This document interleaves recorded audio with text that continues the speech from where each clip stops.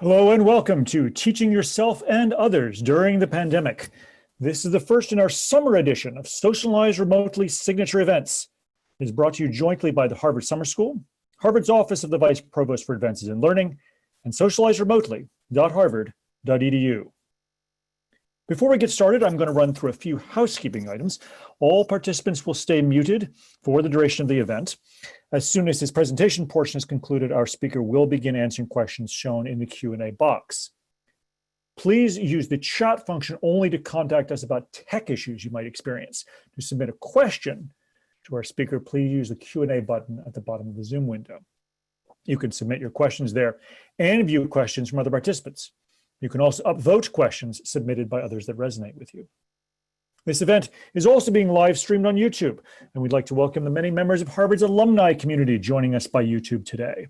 For the folks watching on the YouTube stream, we do have a moderator present to assist with any technical difficulties and to feed to us any questions you might have for our speaker. Thank you all for joining us today for Teaching Yourself and Others During the Pandemic. In the face of COVID-19 and social distancing, it is vital to double down on the communal and self-driven aspects of education.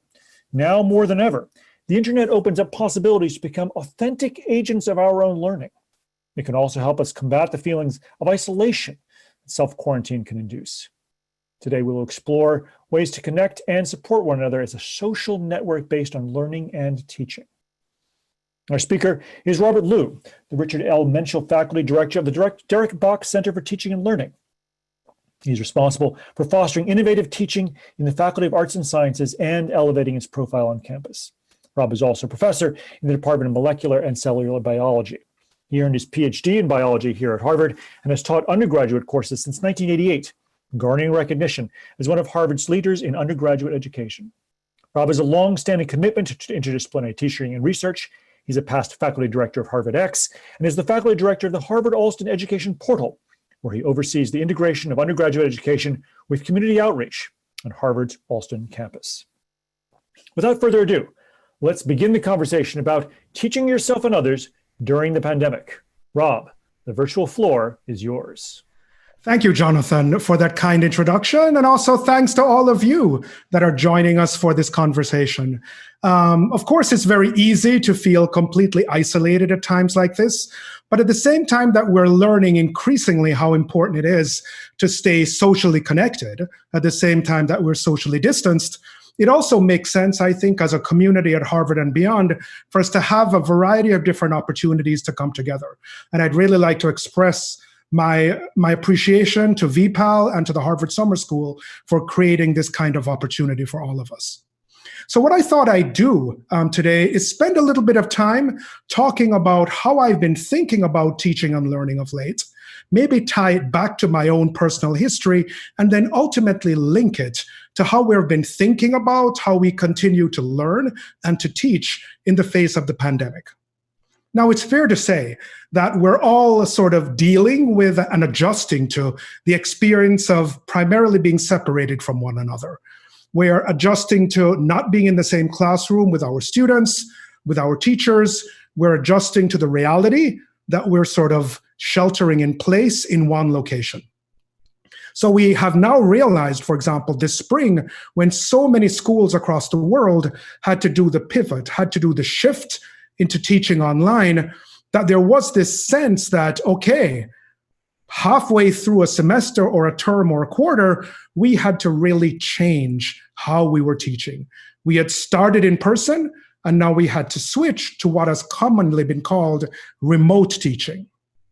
The one thing I would like to emphasize from the onset, however, is that I would argue that there's a distinction between remote teaching and online learning and teaching. And for me, the distinction is the following.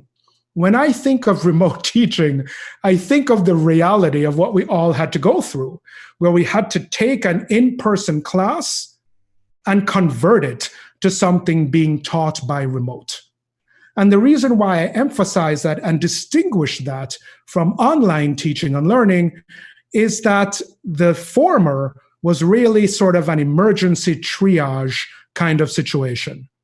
We all did the best that we could, And I think some fantastic experiences and learning experiences came out of it. But what I'd argue to all of you is that don't think that what you may or may not have experienced as remote teaching and learning, what you may or may not have read about, is really what online learning and teaching looks like. Because when you build an online experience from the ground up, I think you have an opportunity to really do things that, for simple reasons of time and practicality and bandwidth, many of us could not do this spring. So as we start to think about what it means to do things online, I think we have to keep that in mind. We have learned a lot from massive open online courses, from other kinds of online learning, that when we now have the time, which we do, to build things from the ground up, I believe we have an opportunity to really do it right. So if there's some of you on this session that are worrying about, well, oh boy, if I have to do an online class in the fall, I will hang myself. Don't. Give it a chance. Give your institution a chance. I think there's an opportunity that the experience will be much better. But let's go back to this issue, though, of what we're experiencing during the pandemic. So clearly, there is this issue of isolation. There is this issue of not having the physical access to the people, the spaces, the labs, the art studios that we're accustomed to. And for many of us that had that access, that really represents a significant loss, and a loss that we're trying to deal with and we're trying to adjust to. But I would like to remind everyone that what we're thinking of as a pandemic experience in learning is actually not very different from what hundreds of millions of individuals around the world experienced way before the pandemic came. There are hundreds of millions of individuals that never had access to a classroom, that never had access to a lab or an art studio, that never knew what it meant to have a dedicated instructor and a group of students that they could hang out with and learn together. And so this pandemic experience that we're all talking about, in some ways for all of us in synchrony, all of us that were lucky enough to have classes in person, we're now experiencing what it's like to not have access in ways that we were previously accustomed to. So that what I'll be talking about today, in many respects, is relevant to the pandemic situation. But for me, my thinking about this for years now is that it's relevant to this overall experience of lack of access and isolation. And how can we try to address that for literally the hundreds of millions that experience that every single day and certainly experience this prior to COVID-19? So for me, what's really affected my thinking about these things? Well, we all can think back to our childhood, usually our young adulthood, and there are always those events, those people, those forks in the road that really had a dramatic impact on how we think and formatively how we face our research topics, what we're trying to do, etc. So I need to go back to high school to really think about one event, one experience that really changed me forever, and that in some ways really informs my current thinking about teaching and learning during the pandemic, but teaching and learning in general. So I was born and raised in Jamaica. And so for me, I went to an under-resourced high school in Jamaica. Teachers were incredibly committed to trying to help us to learn, but resources were incredibly limited.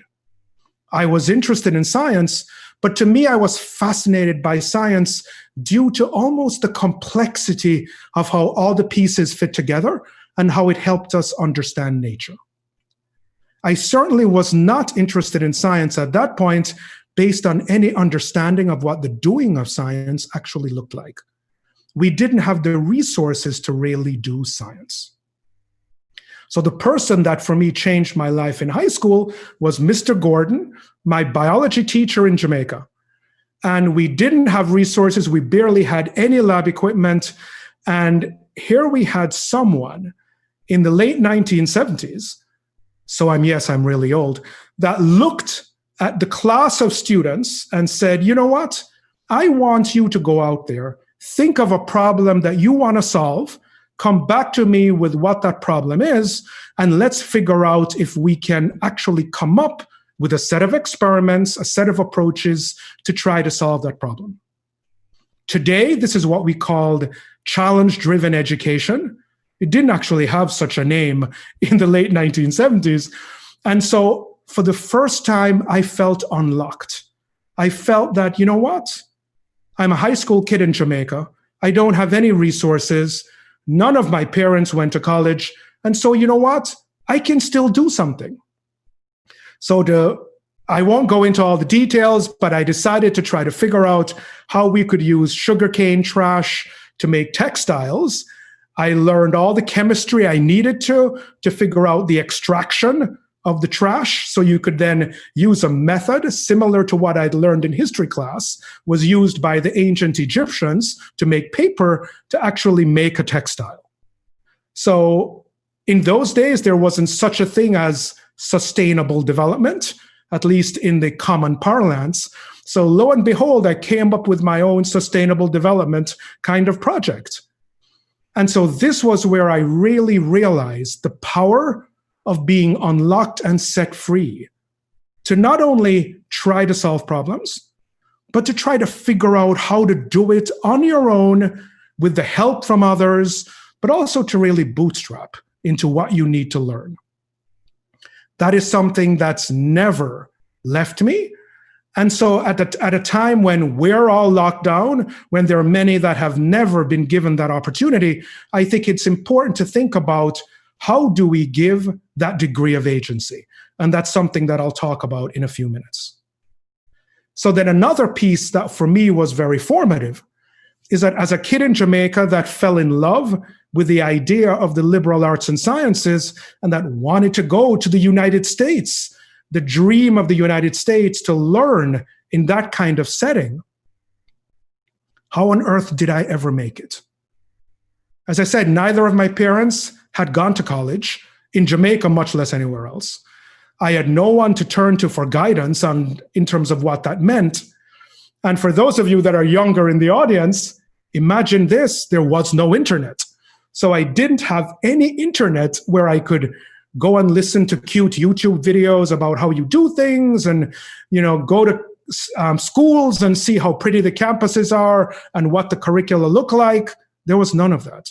I had to handwrite a letter, mail it to universities in the US, wait for 2 or 3 weeks to get a pamphlet back, look at a pamphlet that maybe had 2 pictures in it, and make my decision.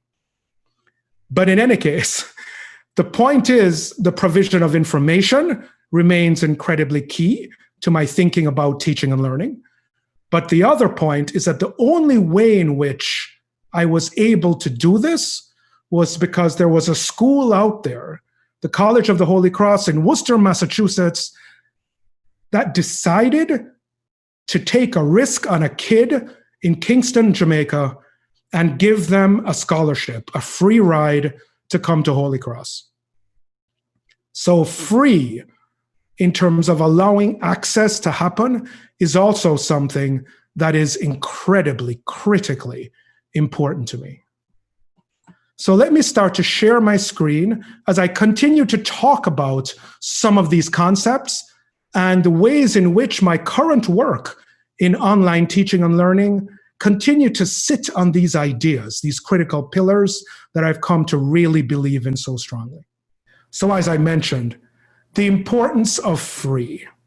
I really continue to believe that giving access to the world for free to educational materials remains something that is absolutely critical. That every institution has an obligation to make some of its materials, if not as much of its materials as it can, available to the world for free. Because ultimately what that allows you to do is to create the opportunity for learning, even if it's not something that's associated with a grade, with course credit, with a degree. You can nevertheless learn and begin to learn on your own. So free for me is something that I believe in. As the founding faculty director of HarvardX, with Harvard, it's something that we all really, really believed in terms of open access for our materials. And I've continued to believe with new projects, which I've done, that for this university, this continues to be incredibly important. But free is not enough. As I keep saying, there are hundreds of millions out there that need access, right? And the question is, given that number, how do we deal with the challenge of scale? We have to think about solutions that are scalable. And at this moment, the only way we can achieve this is via the internet. Now, I realize that access to the internet is clearly not a given around the world. But as a very close colleague of mine once looked me squarely in the eye and said, and it's a phrase that I love because I think about it all the time, he said, "Rob, you're worrying about so many different things. Don't try to boil the ocean. Think about what you can do, what you can contribute, and focus and double down on that." And at the moment, from my seat, I cannot think about how to solve the problem of bringing access to the internet to everyone in the world. But believe me, there are people that are thinking about, and governments and Facebook and Google, other large entities that are trying to solve this problem. But even if we look at who has internet access now, there are tens of millions that have internet access that don't have access to high quality education that they can really use. So my focus is assuming the internet and that problem will be solved, and I am convinced it will. It allows me to focus on what I can do, is creating scalable internet-based delivery systems for making learning much more accessible for many more. So if you think about what we've done with HarvardX, for example, and continue to do, what we've tried to share are courses. We have tried to unlock Harvard's full learning experience in the context of an online course. Sometimes the courses are 14 weeks, some are 6 weeks, some are 8 weeks, for example, but these are full courses, incredibly invaluable and a real contribution to the world. For the summer school students out there, you're taking a bona fide Harvard course online. But the question is, if you look at the world, does everyone in the world need a course? Maybe yes, maybe no. Maybe what you need is something a little bit more focused for exactly what it is you need to do. So maybe what you need is a new possibility that can really give you agency, right? Where if you think about it, an online course, and I'm teaching one in the summer school right now. Hello, folks, I hope you're out there listening to me, though you may be tired of listening to me by now. The notion, though, is to give you a degree of agency where you can pick and choose what it is you're going to learn.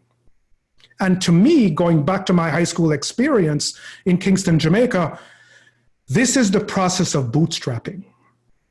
You know, when you need to do something, it's not like you can always just take a course to get ready for it. You need to find the constellation of materials that you need to get ready for something, and you just do it. You need to bootstrap into it. Furthermore, quite often courses, by definition in the traditional model, tend to be designed, if you will, for an optimal student, for a student that we assume has this background and this skill set. That's where prerequisites come from. But if we deeply commit to the notion of individual personalization, each of you is an individual.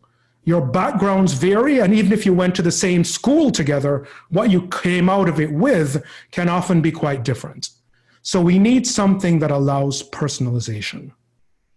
And so my work and the work of my group has been very much focused for the last 2 years on this idea in the context of online learning. And in fact, we finally were able to launch it in January of this year in alignment with the United Nations International Day for Education. And so this is a Harvard platform that launched this January, on January 24th, called LabXchange. It's built on top of the edX framework, and it really represents what I'm hoping is a next evolutionary step in terms of how we think about online learning. So if you go to LabXchange, it's not about courses per se. You won't find a course. What LabXchange allows you to do is in fact browse a library of individual assets. You can find, for example, individual videos, images, text, simulations, etc. But the way in which we start to break down learning and then in turn build it up a little bit differently is that instead of whole courses, we do have constellations of things that we call pathways. And what we think of in the context of a pathway is that a pathway is something where you combine a number of individual assets, diagrams, text, maybe some video, kinds of assessments. You set up learning objectives for the pathway, and this might represent what you would do for one class, perhaps. So what's nice about this is that it is now a much smaller sort of batch of materials, but it's a batch of materials that actually allows you to customize what it is you're interested in learning. And so sometimes folks ask me, well, Rob, if that's what a pathway is and that's like one class, what would be a course? And my dream for the future of the course is what we call a cluster. So what a cluster represents is what might be a course. And as you can see, each of these hexagons represents a separate pathway. So you can go in, and for that specific topic, how to build a recombinant plasmid, you have the interactives, the assignment, the video, the learning objectives, everything that you need. But you can browse this cluster as you see fit, find something that strikes your interest. In time, this will probably have 30 to 40 of these under this very big topic of biotechnology. But we also have tours. So if you just need to start off with a basic introduction, you click on that, and we recommend 1, 2, 3, 4. If you don't need an introduction to genetic engineering, you just want to jump into tools and techniques, you click on that. If you just want to know how to build a plasmid, you click on that. If you're taking a course that might be assigned, that might be part of a particular curriculum, as is the case here, this is the Amgen Biotech Experience course, you need that for Lab 1, that for Lab 2, and that for Lab 6. So my hope is that over time, this will give a new conception of a course where there's flexibility. And my hope is that in the spring, my Harvard course will in fact be a cluster where all of the students will take, for example, the basic introductory sequence. Then I will allow the students to break up into groups to tackle different kinds of problems, and then we can come back together again so that they can tour a cluster in a way that is really built on their own interests, but that they come back together as a group to really help each other figure out what they've learned. And so, here's an example of another kind of cluster where, and for those of you out there that might be in high school, we have a cluster in collaboration with Fair Opportunity, which is an NGO that started at Harvard, focused on how to apply to college and pay for it. So how do you afford college? How do you complete the whole application? What's the pre-college application? So these are ways in which you can really figure out what it is you need to do. So you might be looking at this and saying, well, where's the agency in this? Well, the agency really comes from the fact I've shown you pathways that LabXchange built, that all the various sorts of collaborating organizations that work with LabXchange have built, but you can actually build this yourself, right? So you can, in fact, build your own pathway.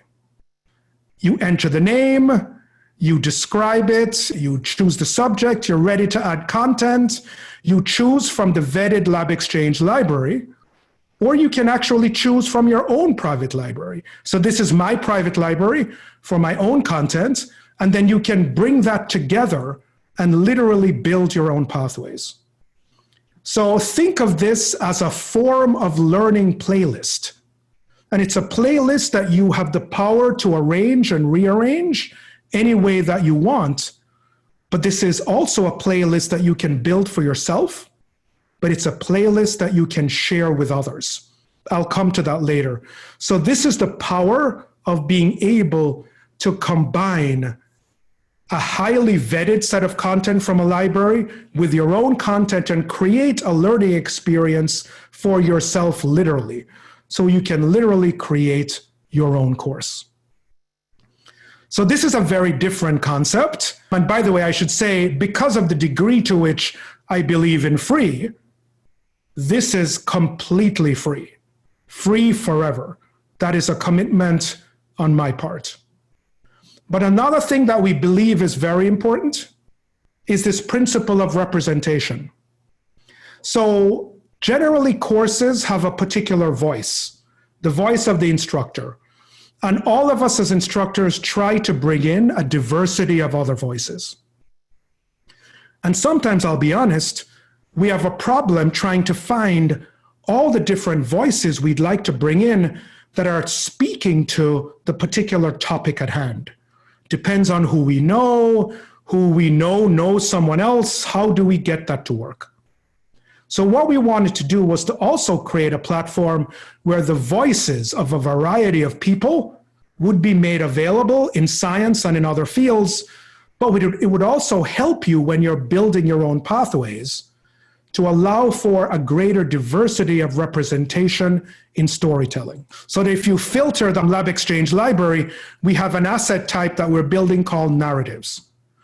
Our first set has been done in collaboration with the Journal of Stories in Science, but these are 119 stories from a very diverse group of people that are working in science in a whole host of different ways, and it speaks to the ways in which they got engaged with science and a particular aspect of that story that they really want to bring out.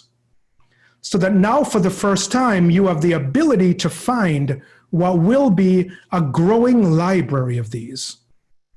And let's say if you're interested in having as part of a pathway that you might share with someone else, a story about stem cell biology or a story about public health, and you want to represent in those pathways people from a diversity of backgrounds that are doing things, you have the ability to do so. And so we're currently working with a whole host of different organizations that are using the narrative format. And in fact, there's a very nice format that we've developed, right, that actually allows you to build narratives. And so that very nice format, there's actually a nice authoring tool that allows you to lay out the key points, put in the text, add images, etc., and create your own narrative. We're working with collaborator organizations to create an expanding growth of narratives that will also allow us to expand representation. So that in one place, not only can you find stuff that you learn from in terms of content, you can find stuff where there's the voices of multiple generations that might be working in a field you're interested in, that are telling their own stories, and that in time, through one of our partner organizations, you could tell your own story. So if you're in the Harvard Summer School this summer, and you have a story that you'd like to tell, talk to us about it, because we would love to collaborate with the Harvard Summer School and create a set of narratives on LabXchange based on your experience as a young person that is engaging a field that's really exciting to you. So that you can learn about something not just with old people, many of whom are dead, and who perhaps might actually look the same. You can now diversify what that voice and the range of stories might actually look like. So representation, I would say, is critical. So the final thing that I'll talk about is the notion of collective learning.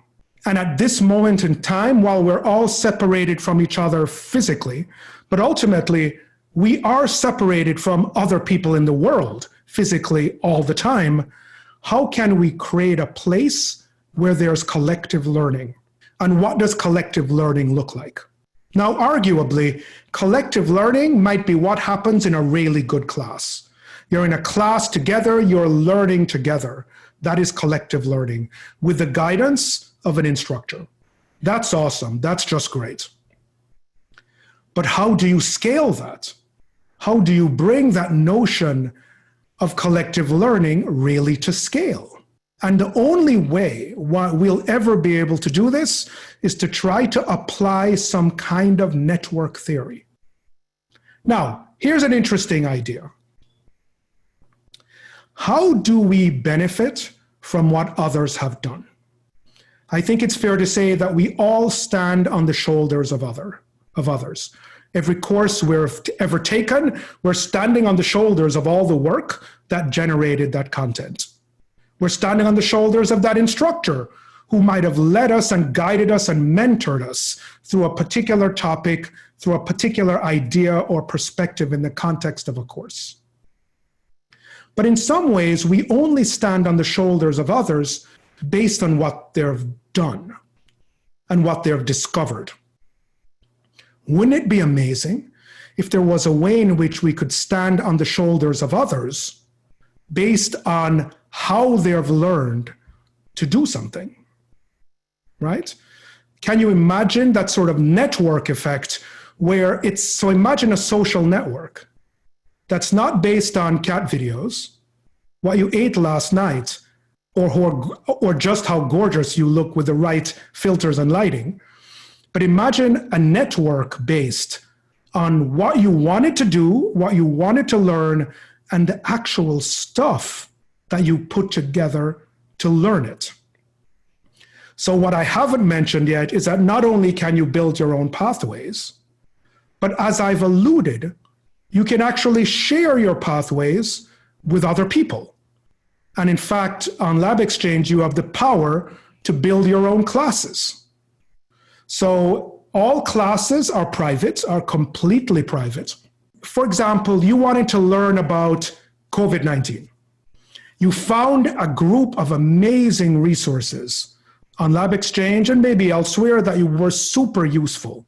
You could create a group of LabXchange pathways. You could create your own little class and invite others into your private class. You could invite your siblings. You could invite the people that are your classmates that you haven't seen in a while. You could invite all of your family members, your best buds. You could do this and create your own learning experience. Likewise, and this is happening a lot on LabXchange, because we're now over 600,000 users on the platform, you could be a teacher that has used LabXchange to build a class for your students. You can share pathways with other teachers that in turn can take a pathway, can adapt it to optimize it for their class, and then use it. So one of the principles here is this notion of collective learning, right? So here is my summer class right now, which I've built. And here is one of the pathways, right, for my third lecture, mixing my own videos with things that I found on LabXchange that were really good. I should point out that you can build your own questions. So it's not really teaching if you can't build informative assessments. So you can build your own assessments and load them in, load my own slides, and I set my learning objectives, and here you go. So this is where we come back to this notion of what would collective learning look like. And my hope, my model, is that the network theory that we're applying is that you can't truly have collective learning unless you can have collective teaching. And you can't have collective teaching and learning if you don't have common access to the vetted materials that form the foundation for what you're trying to teach. So LabXchange now has 5 full open source textbooks, 1 from Harvard, from Life Sciences 1A, and 4 from OpenStax. We're bringing on more and more textbooks. The way these textbooks have been structured is that they've been broken down in the LabXchange model so that you could load up a whole chapter, you could load up a subtopic from within a chapter if you want to, or you could read the whole book as you see fit. So starting to build this environment is building a new model where for the first time, we are creating agency for you to bootstrap and personalize your learning. And you have an opportunity to truly share that in the context of collective learning. So that if you need to learn about something while you're at home now, you can do that. You can start to think about how to create your own pathway or course. And the platform has guidance and best practices in terms of how to do that. We have thousands of teachers and instructors that are using the platform right now all over the world in 190 countries. But what you can also do is you can actually create a class with your family. And this has never been a power that has sat in anyone's hands until now. And this is what an online platform allows you to do, and an online platform that is free. So a lot has been said about the new normal. And quite frankly, a lot has been said about how changed we'll be forever, which is true. That COVID-19 has allowed a complete rethinking. The surfacing of social inequity and injustice is yet another component that will change us forever as a society, as a global society. And so there's been a lot of discussion around the new normal and what the new normal will look like.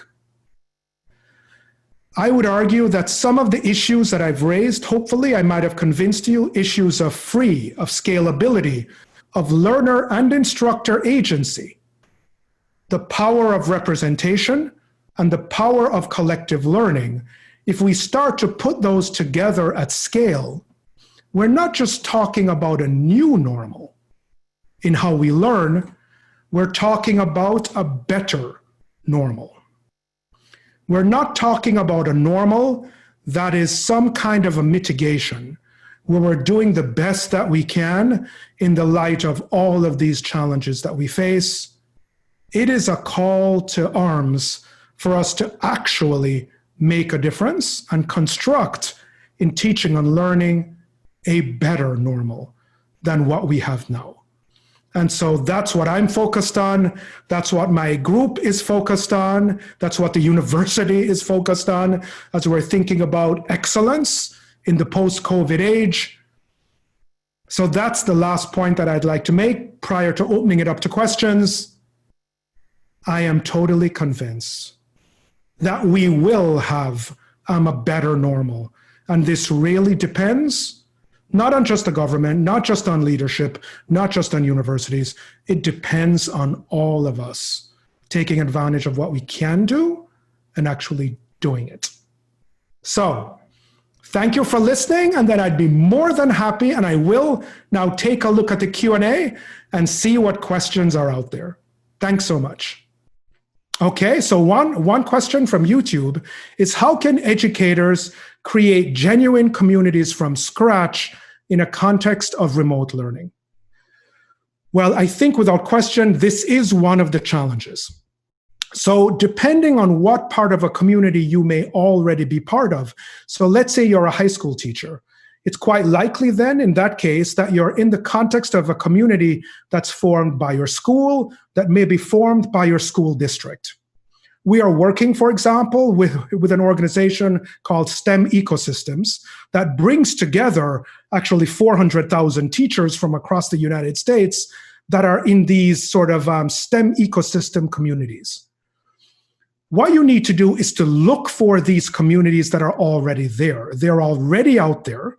And that this is an opportunity to not just think about the teachers that you used to see in the break room, right, when you were, for example, taking a break in between classes, but to actually think about what are the societies and communities which are out there. There are a lot of them, and they are a fantastic place. And I would say all of them are thinking about ways in which to bring these communities together.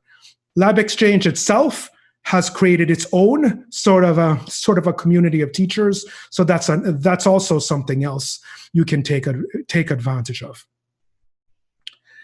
Another question: how can we address learning in on-demand mode rather than live formats?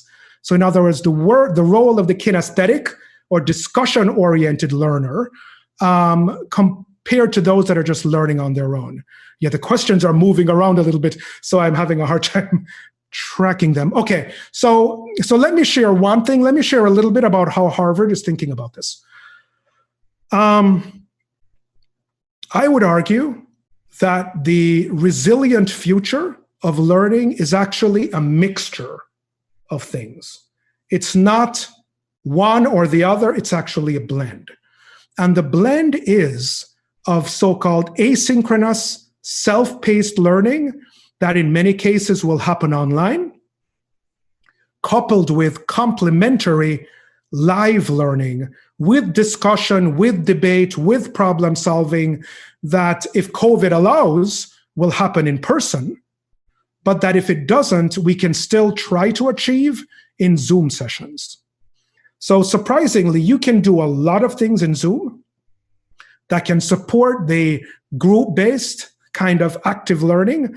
And by the way, for those of my students in my summer course that might be on this, get ready. On Wednesday night, we're going to do some serious active learning in the class.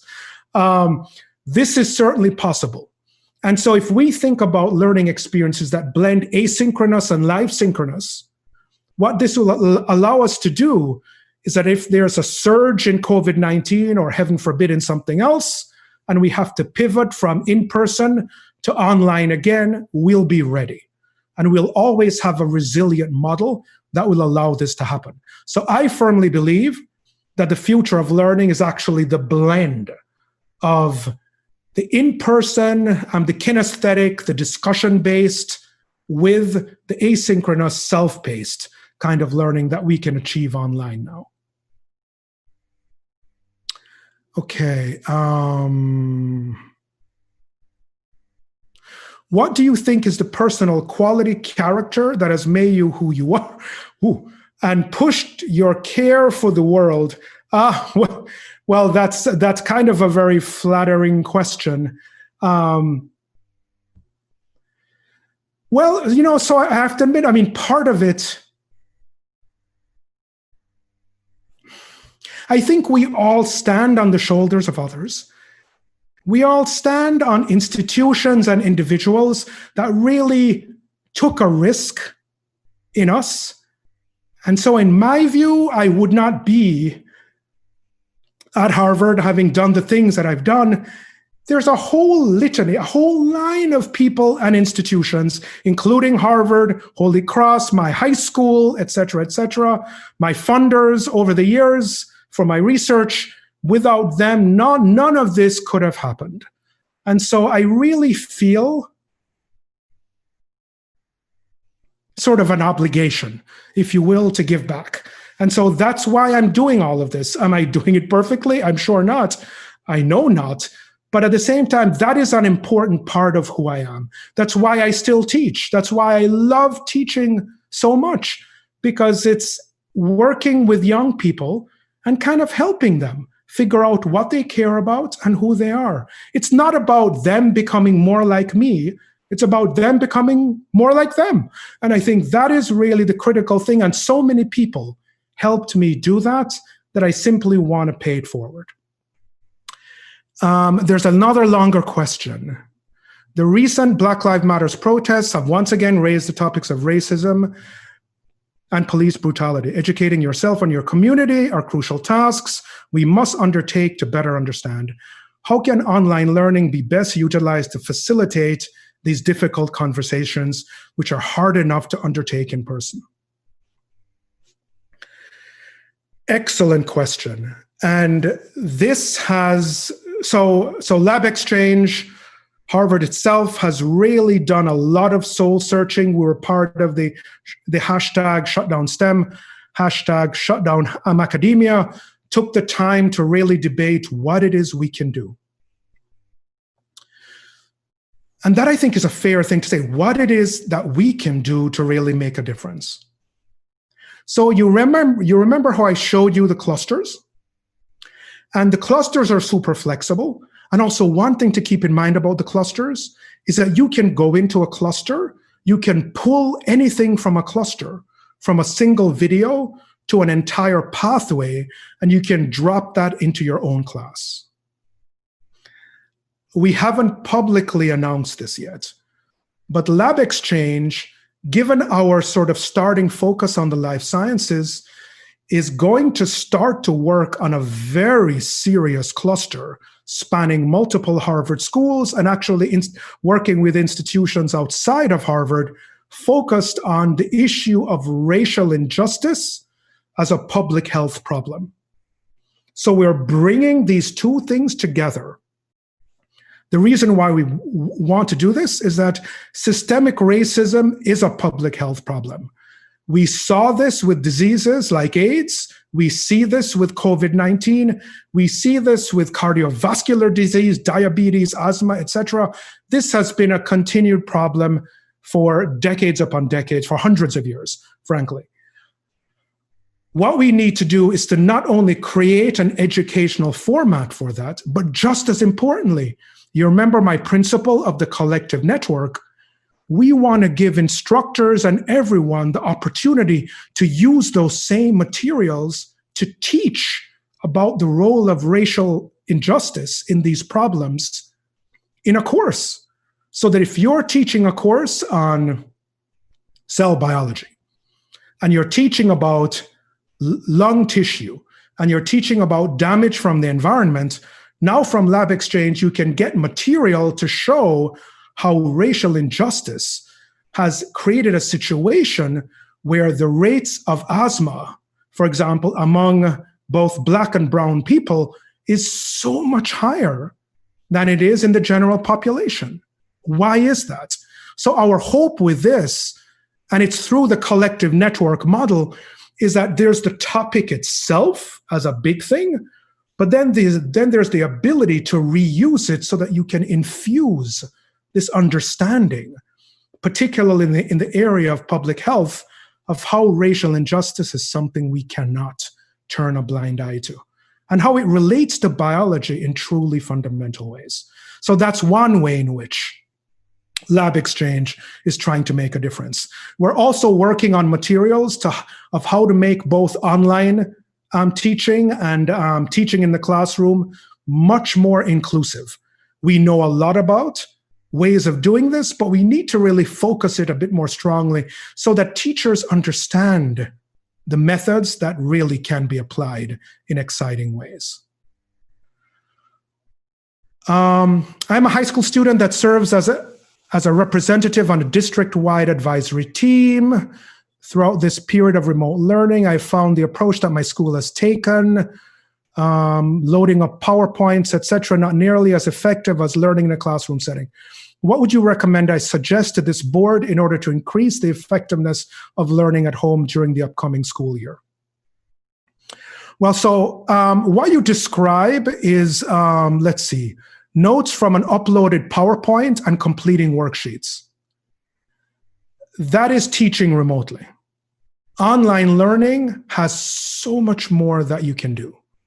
You can use video, you can use simulations, you can ask questions interspersed with all of that material so the learner can know, are they really getting it? So I would recommend that your school, your district, take a look at a platform that can truly allow them to do the sort of engaging online learning that's possible, and then dovetail that, as I said before, with what the teachers are doing. Right? So this is where, in all fairness, the vast majority of teachers don't know what to do in this kind of situation. So once again, it's that integrated blend of asynchronous online that's very engaging on multimedia, coupled with a truly complementary live session in something like Zoom or Teams or whichever one works best for your school system. That is what I would recommend they try and do. Just simply having PowerPoint slides and worksheets, that's not engaging enough. That's simply not enough. And so But it's not as if they need to do something super expensive. Something like LabXchange is free. I would highly recommend that they take a look at something like that and think seriously about it. And we'd be happy here at Harvard to talk with them about, the ideas that we have as well.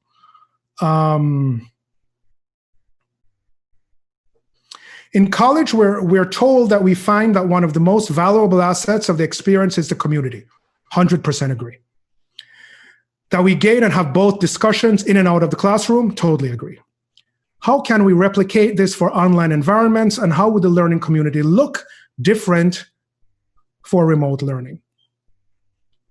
So this is a super interesting question. What is it that brings people together in communities? There's no question. There is something about the in-person community that cannot be matched.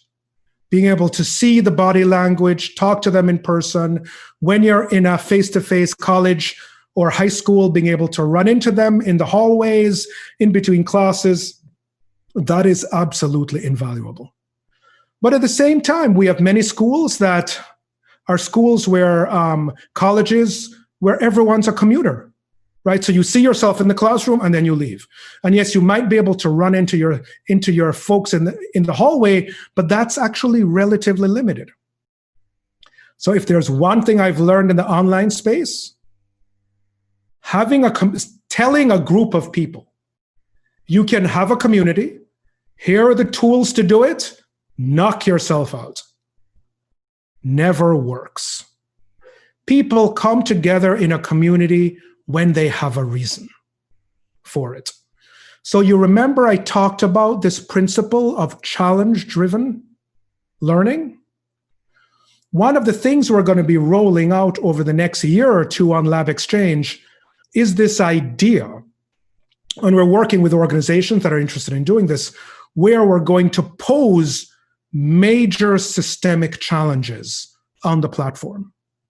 And then we will invite college instructors, high school teachers, high school students, college students, master students to come together to scope the problem, find out what you need to know, find out what you don't know and how you can fill in those gaps, and actually use the platform as an online community to solve a problem. Remember, we have learners from 190 countries. So this is something you could do at a global scale that you wouldn't be able to do before. So we are part of the of UNESCO, and we're part of the United Nations Sustainable Development Goals, which if you have never heard of this, I recommend you look them up. This is the only framework for 17 goals that if we don't meet these goals, eventually, humanity will probably end. These are goals around health and well-being, goals around gender equality, goals around job creation, goals around the climate and the environment. Take a look at the 17 goals. So our thought of taking that as a framework, as a reason to come together, is something that we're going to do. So if you're in an online class, you need to think about, does the class have a structure that gives you a reason to come together and to work together? That, for example, in my own class, that takes the form of the sections, which are small groups of students that are working on and engaging related aspects of the coursework. You need something, so there's the class and there's the section. You need a reason for folks to come together. So I would absolutely recommend that you do that.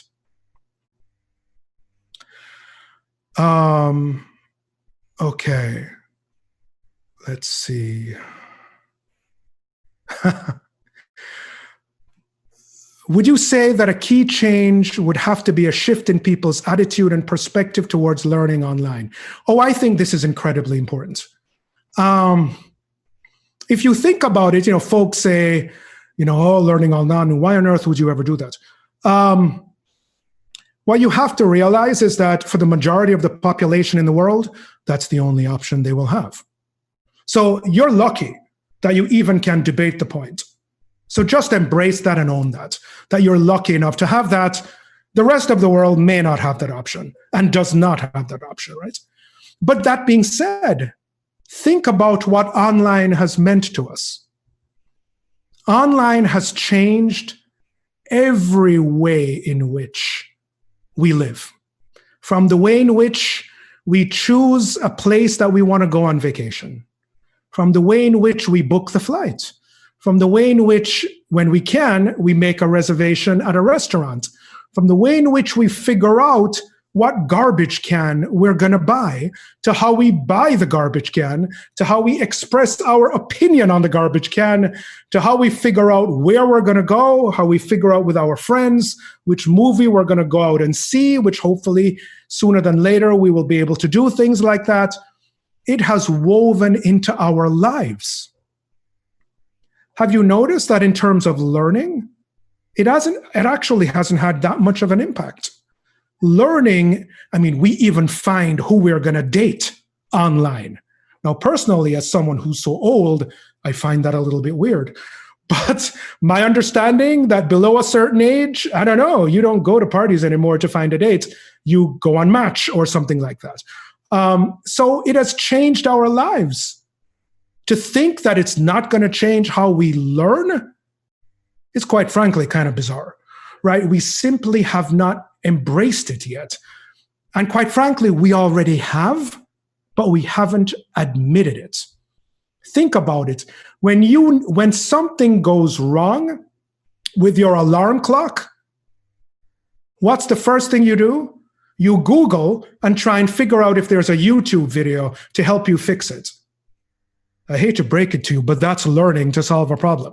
So we're already doing this, right? So why not integrate it really appropriately? Okay, so I see that we're very close to the end. I think I've answered many of these questions in some way. There's one question about under-resourced students that are trying to figure out the college admission thing. Definitely go to LabXchange and look at what we have done with the Fair Opportunity Project. It's designed to be an enhanced resource for high school counselors that are overwhelmed by an average ratio in the United States of more than 300 students per college counselor. But at the same time, if you don't have a college counselor, the idea is to give you a lot of the information that you need. So over time, we're going to increasingly try to add these sorts of things on the platform. So I'd really recommend you look out for that. One question. This is a good one. Free in all caps, because I use that, is always intriguing. How do you ensure that the platform will stay free and accessible by all? So Wikipedia can have many fundraisers, while other programs prohibit access to quiz feedback, so they are not really free. Let me say this publicly, because I've said it publicly so many times that I'm not afraid of saying this. I'm constantly asked, what is the revenue model for LabXchange? The revenue model for LabXchange is philanthropy and foundation funds. There is significant philanthropy in the world. There is more than enough to make LabXchange free forever. And I say that with great confidence. As someone that's raised money in a variety of settings, I say that with great confidence. So in my view, there is no need for us to think about charging users of the platform. So I'll say it now, we will never charge users on the platform to use the platform. You'll never be charged to access the content. You don't even need to have an account to access the LabXchange library and look at all the content that you want to. You only need an account if you want to have the power to create pathways and create classes and all the social features, etc., and the sharing features. There's a mentoring structure as well that you need an account for. And that makes sense because we need to kind of know who you are, right? You need to be a person on the platform. Philanthropy and foundation funding, my commitment, maybe I'll be proven wrong, who knows, it's always possible, will support LabXchange forever. That is my commitment. I hope I'm not proven wrong. I'm also not going to ask you for donations either. We haven't done that yet. What I will say is that I don't know if we'll never ask you for donations, like in the case of something like for example, Wikipedia. Because if you would like to give a donation, that would be nice. We are not set up for donations, I don't think. But the idea is that it's my problem. It's our problem to get the money to keep it open to the world forever. That's my commitment to all of you.